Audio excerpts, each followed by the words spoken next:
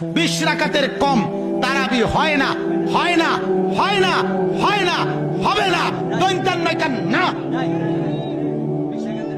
কি নয় কেন না, দৈন্তান্ন মর্দিনান্ন না, দৈন্তান্ন কেন।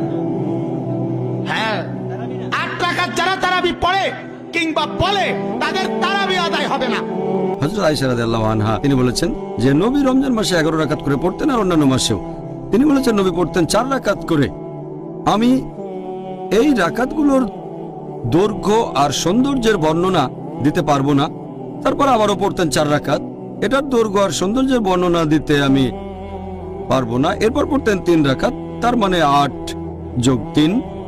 তবে যদি দেখেন বিভিন্ন প্র্যাকটিস সালাফি সালেহিনের পরবর্তী প্রজন্ম, তার মানে সাহাবীগণ, তাবেঈন, তাবে তাবেঈন, রেকর্ড ঘাটলে দেখতে পাবেন তারা পড়তেন 11 রাকাত, কেউ 13 রাকাত, কেউ 19 রাকাত, কেউ 23 রাকাত, কেউ 36 রাকাত, কেউ আবার 39 রাকাত পড়তেন।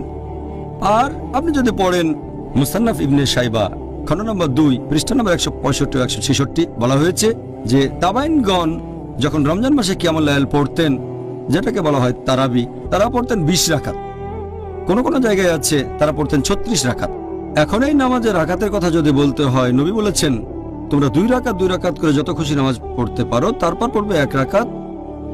আর আমি আগেও বলেছি সহিহ বুখারী হাদিস নাম্বার 472 খণ্ড নম্বর 1, আপনি যত রাকাত খুশি নামাজ পড়তে পারেন, প্রথমে 2 রাকাত পরে 1 রাকাত।